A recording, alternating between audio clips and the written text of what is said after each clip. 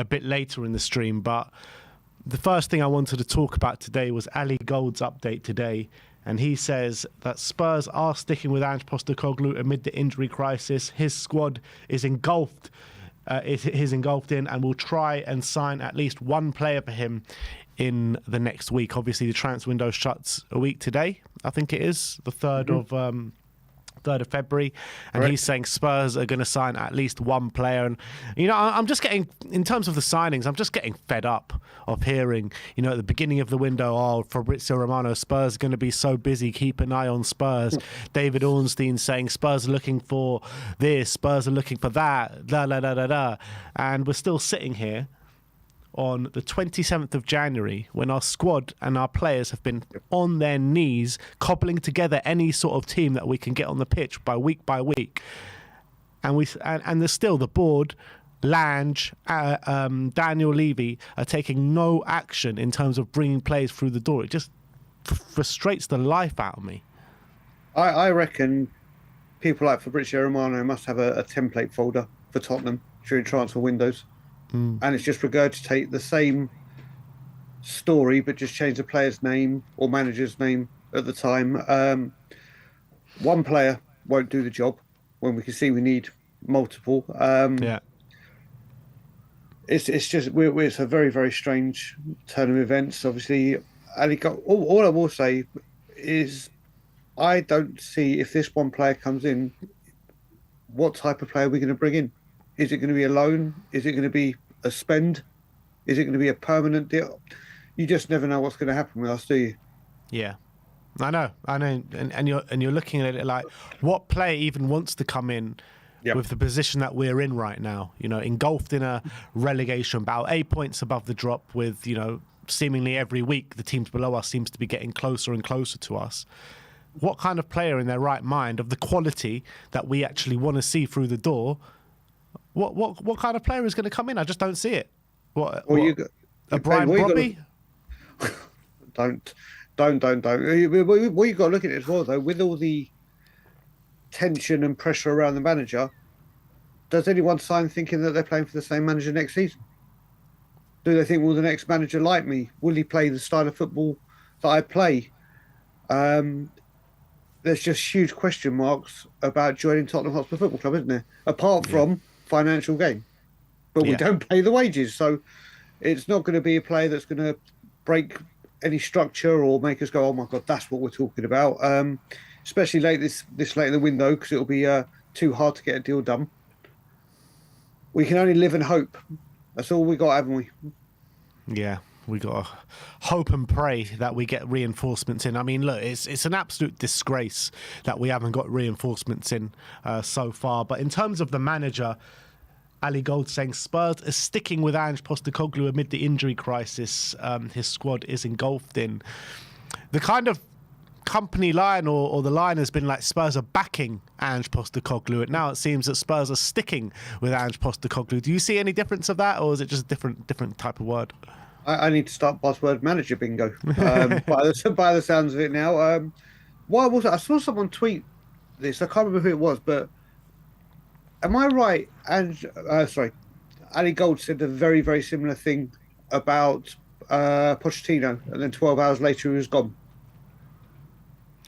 I think back in the day... You could be right. You could be right, but my memory doesn't serve me that well. Someone mentioned, I didn't do the research, but it wouldn't surprise me with Tottenham. It wouldn't surprise me with Tottenham. But yeah, if they've the word sticking, when you say backing, that intense, you think that means players, blah, blah, blah, blah, blah. Sticking is a brand new word, which doesn't fill me with great hope or confidence. I've heard a couple of people say they've given him till April. I've heard a couple of people say he's got these 2 games. I've heard a couple saying it's just a whirlpool of different options, isn't it? Or opinions. And now we just have to see what Tottenham do. And if they stick to their guns and say Ange is our guy, and we do not bring players in, then they have done him, as much as people want him out, like yourself and myself now, Spurs have done him a disservice, like every other manager. Yep. And when he ultimately does go, whenever that may be, end of the season, throughout this season, or maybe even further than that, it'll be another one on the line of Daniel Levy's long list of managers which he's failed to back and failed to give the significant amount of quality to really go and do his job. That's the reality. Whatever you think of Ange Postecoglou and whether you think he's done well to a certain extent or whatever you think of him, he's not the main problem at this football club. We can all see that. It's clear for everyone to see. And he hasn't had the tools he's needed to really succeed in the job. However, on the flip side of that, what do you think the right call is? Because you look at, the club keeps saying after every loss, we're backing him, we're sticking with him. The losses seem to get worse. It's gone from Everton now to Leicester, who are on a run of 7 straight defeats. We've lost to a team now on the run of 7 straight defeats, right? At home, by the way. I mean, I've never seen a club so outwardly back a manager that's failing so badly. Yeah, and I'll add to what you said about it'll be another manager that leaves. It'll probably be another manager / player that will go on to another club and win a trophy again. As soon as he leaves us in his next managerial appointment, whenever that may be.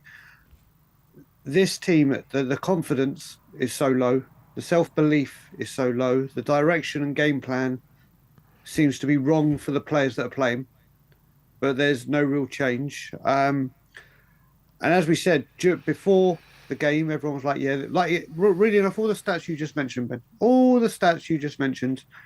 And then when we lost, it was, the injuries. It's the injury, but the same people before the game were saying even with those injuries we should be beating Leicester. But then when we don't, it's the injuries. I honestly just don't see how we get out of this. We're at a point now. Ange has been trying. Listen, I've turned Ange out. He has been trying, but no matter what he tries, the players aren't capable of doing it or don't want to do it. The injuries have been creeping up, which is him when it comes to the hamstrings. The workload is too much. And like we said, this all goes back down to when we are a wounded animal that needs some help and we're there twiddling our thumbs and organising events and concerts. Yeah. But I mean, again, I look at it and, I've been quite clear on my stance on Ange. I don't think he's doing a good job. I think a big portion of the injury crisis and the squad management obviously goes down to him this season. And even yesterday in the game, right, the Leicester game, like he comes out after the game and says Pape Matar shouldn't have started. Yeah. Well, why is he starting then? Why is he starting? You've got Reguilon on the bench who can play left back, and you've got Archie Gray who can move into the midfield. Why the hell is Pape Matar starting if he's not fit enough to start? It makes no sense, especially with the situation that we're in right now, with players dropping like flies, cobbling together any fit 11 players to put on the pitch. It's only going to hurt you in the long run. Like, why are you starting Pape Sarr yesterday? And there's a long list of these kind of situations that Ange has done this season, but if you do sack Ange tonight, what is it? What does the rest of the season look like? Who takes charge? Is it going to be Ryan Mason? Do we have to bring in a firefighter manager like a Sean Dyche or a bloody Big Sam? Do you bring in Allegri for 6 months? Is there any manager that comes in that actually wants to work with Daniel Levy? Like, what does the rest of the season in the future look like? Well, you've got to look at it, and any manager coming into this club, I'm sure demand or seek assurances and say, I want to be able to do this. I want to be able to do that. And it clearly looks like they don't get what they desire after a year. Or it all starts off pretty and we'll do this, we'll back you. And then the upcoming windows and everything, it just downgrades. If we are now talking, and it's a serious what you just said, if people are talking big, like you said, Sean Dyche and people like this, but no disrespect to them, how far have we sunk that you're actually putting the name Sean Dyche and Tottenham Hotspur together? Yep. The absolute Sean Dyche has his way of playing football. Did very, very well for Burnley. Obviously, Everton wasn't as successful, but kept them up. But his objective has always been stay up. Stay up. Obviously, he had that one great season with Burnley. If that's the kind of managers we're going for nowadays, where it's managers that have said stay up, then we are in a much bigger mess than people want to accept. But is that not where we're at? Like, we're 8 points above the drop, right? Yep. This weekend, we go to Brentford away. Ipswich play Southampton. So it's very realistic that we lose that game and Ipswich win. That's 5 points. Yep. 2 weeks after the Brentford game, we go to Ipswich away. Listen, you're right. This is kind of where we are. Where we are, if you look at it as where we are right now this season, but if you look at it overview of what Tottenham should be, this shouldn't be us. And do you know what? If we get Sean Dyche's mantra and everything is hard work, graft, fight, determination, leave blood, sweat, and tears on that pitch. I don't see our players doing that. No. So that's another issue. This is a joyous start, isn't it? This is what a wonderful discussion we're having here. Sean Dyche at Tottenham, and we just. Let me ask you this, Brian. Let me ask you this: at what point? Because like we keep saying, after every loss, the club keep coming out and saying, you know, he's staying. Yep. At what point do you reckon the club kind of break that and say, you know what, enough is enough? Like, is it going to be after the cup games? We got Liverpool and Villa in the next couple of weeks. Is it going to be, you know, to go into 5 points of the relegation drop, or are they going to wait for it to get even closer and closer? I mean, like, at what point do the club say enough is enough? I personally think it's Liverpool now. Don't worry about Villa being a few days after, because we all know Jose got the sack 6 days before. George Graham got the sack 2 weeks, 10 days before. Being in a cup tie doesn't mean anything. We are one game away from Wembley. I think that is the cut-off point. If Anfield is a busted flush, and let's face it, the way they play in our record there, and where we are right now, you got to think it will be. I think that's the game where Spurs pull the trigger. I would have done it today. If we lose at Anfield. Yeah, I would have done it. I would have done it today. If we win, then they're going to keep him, aren't they? To the final and give him the final. That's my opinion. Not saying that that's obviously what happens, but I think they're going to say, right, that semi-final is the nearest thing to a trophy and a bit of faith and a bit of glory that could come to this club. We're giving you that game. You got us there. And if we lose that, you got that says never underestimate the predictability of stupidity. Yeah. And that line is just like, you just never know with this football club. You can't guess it. You can't. There's certain markers that you can say in a season, this will happen, that will happen, this could happen. But we do things so bizarrely and randomly. There's no plan, there's no vision, so nothing will change on that sense. I think we were talking about the semi-final, really, weren't we? Yeah. And yeah, I think that's where Spurs are holding fire. And should that turn into a defeat, then I think that will be the final nail in his coffin, so to speak. Where the hell is Johan Lang in all this?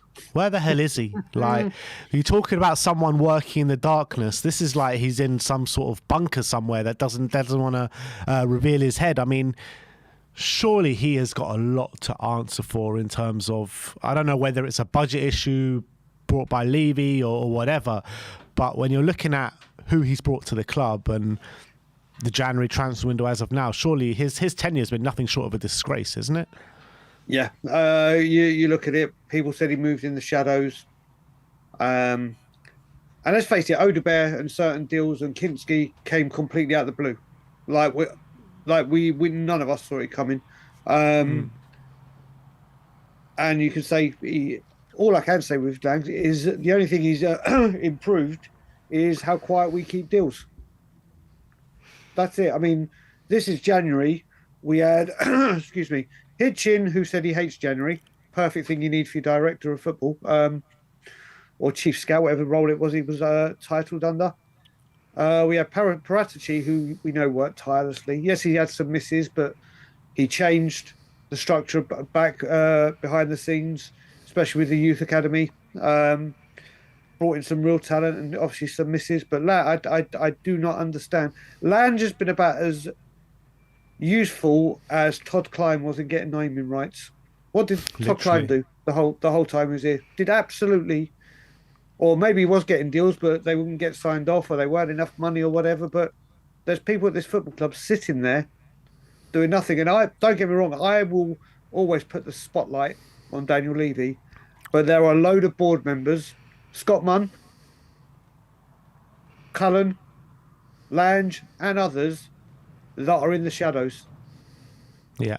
That are just that's all Spurs want to be. They just want to be in the shadows. They don't want to actually put their balls in the line and actually, go for something. Exactly. You want to be safe and sorry. That's all we want to be at this football club, and that's a mentality that stems right from the top all the way.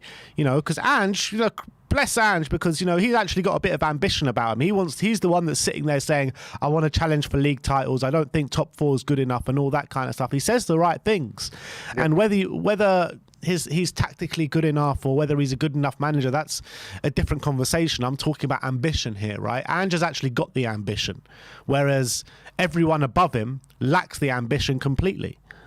It's same thing, different manager, isn't it? Just like Jose said, same players, different manager, or whatever it was he said around. It's happened again, and like you said, Ange Postecoglou, who has contradicted himself over and over again this January alone.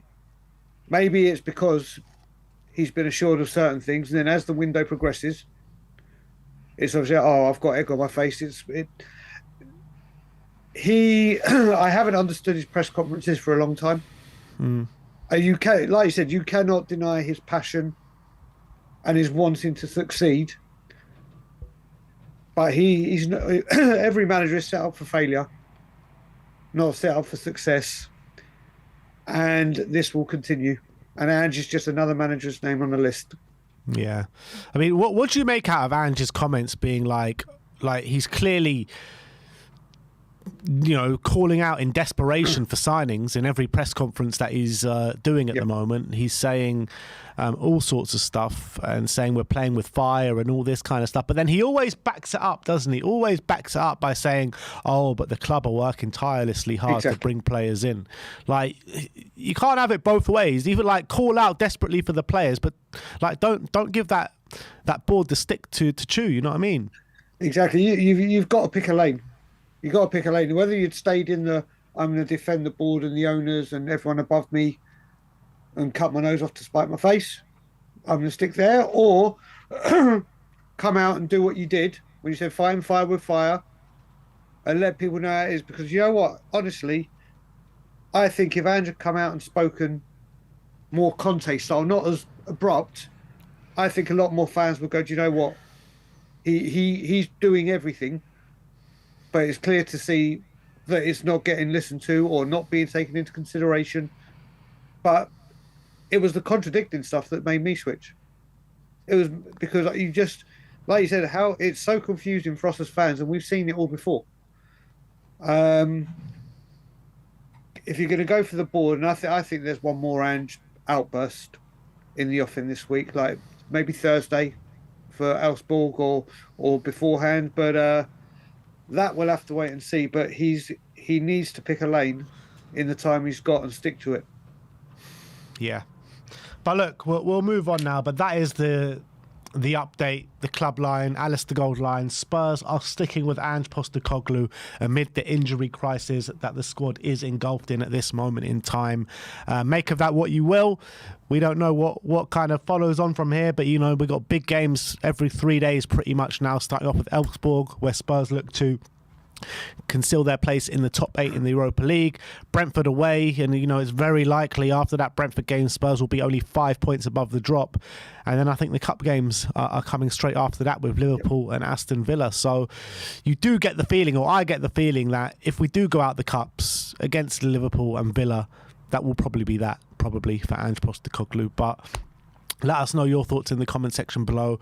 Are the club right to keep coming out after every loss to backing Ange, or do you think the other and the alternative of him to be sacked, or he should have already been sacked at this moment in time? Let us know in the comment section below.